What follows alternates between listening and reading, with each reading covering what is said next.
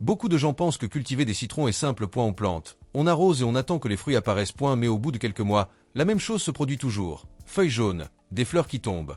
Et pratiquement aucun citronnier ne pousse. Le plus curieux. Le plus souvent, le problème ne vient pas de la plante. C'est par des erreurs silencieuses que le citronnier s'affaiblit lentement. Sans que personne ne s'en aperçoive. Excès d'eau. Peu de soleil. Mauvais vase. Froid excessif. Les nuisibles ignorés. Des petits détails qui semblent inoffensifs, mais qui peuvent complètement empêcher la production de fruits. Dans la vidéo d'aujourd'hui, vous découvrirez cette erreur à ne jamais commettre lors de la culture des citrons. Surtout si vous souhaitez un citronnier vigoureux, sain et chargé de fruits. Certaines se produisent probablement sans même que vous vous en rendiez compte. 1. Arroser le citronnier tous les jours. C'est peut-être l'erreur la plus courante et aussi l'une des plus dangereuses. Beaucoup de gens pensent qu'arroser quotidiennement une plante est un signe d'attention. Après tout, plus une plante reçoit d'eau, mieux elle devrait pousser, n'est-ce pas? Mais avec les citronniers, c'est l'inverse. Lorsque le sol reste constamment humide, les racines commencent à souffrir silencieusement. Elles manquent d'oxygène, s'affaiblissent et peuvent progressivement pourrir. Et le pire, c'est que le problème n'apparaît pas toujours immédiatement. Au début, la plante semble encore en bonne santé. Mais ensuite, les feuilles jaunissent, la croissance ralentit et surtout, elle ne produit ni fleurs ni fruits. Car le citronnier perçoit l'excès d'eau comme un environnement instable. Au lieu de dépenser de l'énergie à produire des citrons, il se concentre uniquement sur sa survie. Les jardiniers de l'Antiquité le savaient intuitivement. Ils observaient le sol avant d'arroser et le laissaient sécher légèrement entre deux arrosages. Un autre détail important est que les citronniers en pot souffrent encore plus de ce problème, car l'eau s'accumule facilement dans les petits espaces. C'est peut-être pour cela que le secret n'a jamais été d'arroser davantage, mais laisser les racines respirer correctement. 2.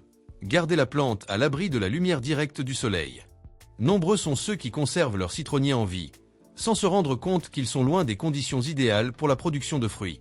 Et la raison est presque toujours la même. Manque de lumière directe du soleil. Le citronnier est une plante qui a besoin de beaucoup de lumière pour bien fleurir. Pas seulement de lumière ambiante, mais de plusieurs heures d'ensoleillement direct sur ses feuilles. Sans cela, la centrale entre dans une sorte de mode d'économie d'énergie. Elle continue de survivre. Les feuilles restent vertes. Mais la production de fleurs diminue drastiquement. Et sans fleurs, il n'y a pas de citron. Les agriculteurs d'autrefois comprenaient parfaitement l'importance de l'exposition au soleil. C'est pourquoi les agrumes étaient toujours plantés dans les endroits les plus ensoleillés de la propriété, souvent près de murs chauds qui accumulaient la chaleur tout au long de la journée. Un autre détail important est que le soleil influence pratiquement tout dans le citronnier, sa croissance, sa production d'énergie, sa résistance et le développement de ses fruits. C'est peut-être là la plus grande idée fausse de ceux qui cultivent des agrumes en appartement ou dans des espaces clos. La plante est plutôt jolie, mais elle ne reçoit pas assez de lumière pour produire de l'énergie réelle. 3. Utiliser des toilettes sans système d'évacuation. Il s'agit d'une erreur silencieuse qui peut lentement détruire un citronnier, même lorsque tous les autres soins semblent avoir été prodigués correctement. Beaucoup de gens choisissent un vase uniquement en fonction de sa taille ou de son apparence. Mais il y a un détail bien plus important. Où va l'eau après l'irrigation? Si le pot n'est pas bien drainé, l'eau s'accumule au fond. Et cela crée précisément l'environnement que les racines du citronnier redoutent le plus, une humidité excessive et constante sans aération.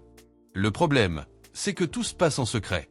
Même si les feuilles peuvent encore paraître normales en haut, les racines peuvent déjà s'affaiblir en bas. Au fil du temps, des signes classiques se dégagent. Croissance lente, feuilles jaunies, chute des fleurs et extrême difficulté à produire des fruits. Les jardiniers de l'Antiquité avaient compris une chose simple. Le sol doit pouvoir respirer. Ils ont donc utilisé des pots munis de trous de drainage efficaces, des pierres au fond et des mélanges plus légers capables d'empêcher l'engorgement d'eau. Un autre détail important est que beaucoup de gens essaient de corriger les symptômes en ajoutant plus d'engrais ou plus d'eau, alors que le vrai problème se situe, de manière invisible, au niveau des racines. C'est peut-être pour cela qu'un bon système de drainage est si important. Car un citronnier sain commence par le bas. 4. Utilisation excessive d'engrais azotés. Cette erreur trompe beaucoup de gens car, au premier abord, elle semble fonctionner parfaitement. Le citronnier pousse rapidement. Les feuilles deviennent vertes et magnifiques. Et la plante semble en pleine santé. Mais il y a un problème. On ne voit pratiquement aucun citron. Cela s'explique par le fait que les engrais riches en azote stimulent principalement la croissance végétative, c'est-à-dire les feuilles et les branches. Et lorsqu'il y a un excès d'azote, le citronnier commence à consacrer une grande partie de son énergie uniquement à sa croissance, au lieu de produire des fleurs et des fruits. Les jardiniers de l'Antiquité l'avaient compris en observant la plante dans la pratique. Un citronnier couvert de feuilles n'était pas forcément un citronnier productif. Un autre détail important est que l'excès d'azote peut affaiblir les branches et perturber complètement le rythme naturel de la plante. C'est pourquoi les agriculteurs expérimentés recherchaient toujours un équilibre des nutriments, notamment pendant les périodes de floraison. C'est peut-être là l'un des plus grands secrets de la culture des agrumes. Faire pousser une plante n'est pas la même chose que la faire produire.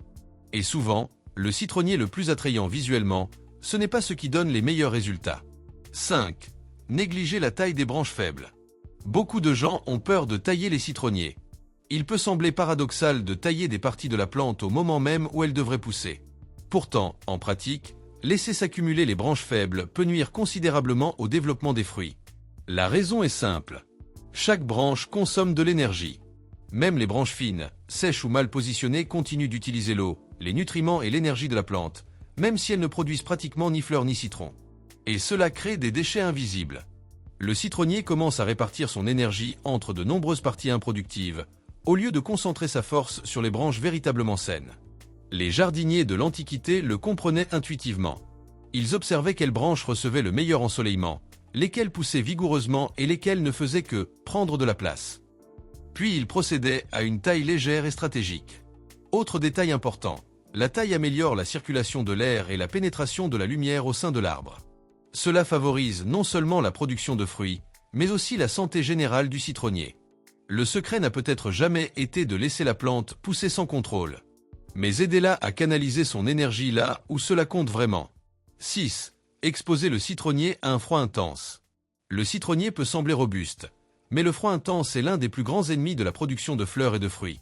Les basses températures ralentissent la quasi-totalité des processus naturels de la plante. Sa croissance est réduite, les fleurs tombent plus facilement et, dans les cas les plus graves, les branches elles-mêmes peuvent être endommagées. Et le plus dangereux, c'est peut-être que cela ne se produit pas toujours de façon spectaculaire. Parfois, le citronnier cesse tout simplement de pousser. Il est toujours en vie, mais sa production cesse de fonctionner correctement pendant longtemps. Les agriculteurs d'autrefois le savaient très bien. C'est pourquoi les agrumes étaient souvent cultivés près de murs ensoleillés, de patios abrités ou dans des zones moins exposées au vent froid. Ces petits détails ont permis de créer des microclimats plus chauds et plus stables. Autre point important, les citronniers en pot souffrent encore plus en hiver. Leurs racines, confinées, perdent leur protection thermique bien plus rapidement que celle des plants cultivés directement en pleine terre. C'est peut-être précisément pour cela que de nombreux citronniers ont l'air en bonne santé durant l'été, mais elles s'affaiblissent complètement après quelques périodes de froid. Car pour bien pousser, les agrumes ont besoin d'une chaleur constante, et non pas d'une chaleur occasionnelle. 7. Laisser les petits ravageurs se propager. C'est un de ces problèmes qui semble insignifiant, jusqu'à ce qu'il devienne une catastrophe. Beaucoup de gens voient quelques pucerons ou petites cochenilles sur un citronnier et pensent « je m'en occuperai plus tard ». Mais le problème, c'est que ces parasites se multiplient extrêmement vite. Et même si elles peuvent paraître petites, elles sont constamment à l'œuvre, elles puisent l'énergie de la plante. Les pucerons s'attaquent aux jeunes pousses et aux jeunes feuilles. Les cochenilles, quant à elles, s'accrochent aux branches et aux feuilles, affaiblissant lentement le citronnier tout en libérant des substances qui favorisent le développement de champignons et d'autres problèmes. Le résultat apparaît rapidement. Croissance plus lente, feuilles déformées, fleurs faibles et réduction drastique de la production de fruits. Les jardiniers de l'Antiquité observaient constamment les plantes précisément pour cette raison. Ils savaient que de petits signes ignorés au début pouvaient se transformer en d'énormes problèmes par la suite. Un autre détail important est que les citronniers affaiblis par un excès d'eau, un manque de lumière ou le froid ont tendance à devenir encore plus vulnérables aux parasites. C'est-à-dire, lorsque la plante s'affaiblit, les attaques s'intensifient. C'est peut-être là l'un des plus grands secrets d'une culture saine. N'attendez pas que le problème prenne de l'ampleur. Car, dans le cas des ravageurs, il est presque toujours beaucoup plus facile d'agir tôt que d'essayer de sauver un citronnier déjà affaibli. Après avoir vu tout cela, il devient clair que la culture d'un citronnier ne dépend pas seulement du fait de prendre soin de la plante. Cela dépend du fait d'éviter les bonnes erreurs. Car bien souvent, le citronnier ne meurt pas par manque d'attention, mais à cause d'un excès. Trop d'eau, trop d'engrais, protection insuffisante, absence de taille. Les jardiniers de l'Antiquité avaient compris une chose très importante. Les plantes produisent mieux lorsque leur environnement se rapproche de celui qu'elles trouveraient naturellement. Et c'est peut-être là le secret le plus oublié du jardinage. Plus n'est pas toujours utile. Parfois, le véritable résultat apparaît précisément lorsqu'on cesse de répéter sans cesse les mêmes petites erreurs. Maintenant, dites-moi, à votre avis, Laquelle de ces erreurs détruit le plus les citronniers sans que les gens s'en rendent compte? Car, dans le cas des agrumes, de petits détails font une énorme différence dans la quantité de fleurs et de fruits.